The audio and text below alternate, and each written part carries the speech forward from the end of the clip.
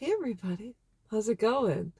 I want to talk about something I regret I have in life, and I have a few. Not enough that keeps me living in guilt and shame per se, because I accept who I am and I have a rich autobiography, and I have experiences other people don't.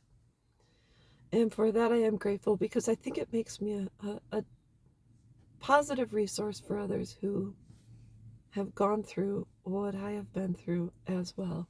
So, anyways, the one thing that I'll suggest you do if you still have your grandparents is I recently made a video about both of my grandmothers. My maternal grandmother lived to 100 years old, and we had an amazing relationship. She's just a blessing, a gift from God, an angel sent down from heaven. And I do miss her every day. But getting back to it, we had an amazing relationship. And as I said before, my mom's brother had committed suicide. I think it was Christmas Eve. I don't know the year. But my grandmother survived that tsunami. And I wish I would have asked her, how were you able to get up every single day after he passed away? And we never talked about it. And I think it's because I didn't want to make her sad. And I didn't want to see her cry. So it was one of those situations when you asked her about him, tell me about Dennis, she would talk about his smile and how loving he was and what a wonderful son he was. But I never asked her roadmap to survival. And along with that, I talked about my paternal grandmother, my dad's mom, and she had been a survivor of domestic violence and sexual assault at the hands of my paternal grandfather. And she never talked about him. She mentioned one time, I said he wasn't a very nice person, and she said no, but she never, ever uttered a word. And I wish I could have said, how did you survive? What kept you going? What allowed you to get up in the morning? And I think both of my grandmothers would say it was my family,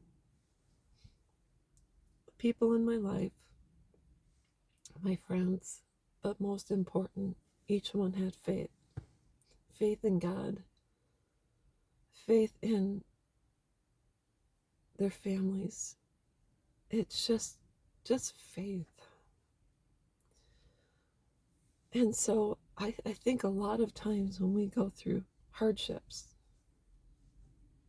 we think we have to do it alone or we have to stumble through this world. But I think hardships allow us an opportunity to pray, to get on our knees, to ask God to help us get through it, to give us another minute, another day, to give us some sunshine, to give us calm from the storm. I mean, He's the only one that can.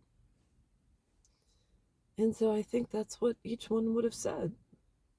And if you still have a grandmother, I suggest you sit down and talk with her and say, how did you survive the Great Depression? How did you survive cancer, losing a child, miscarrying?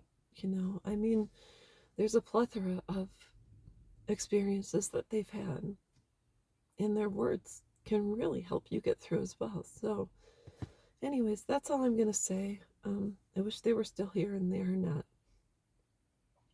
But I will see them again someday in heaven.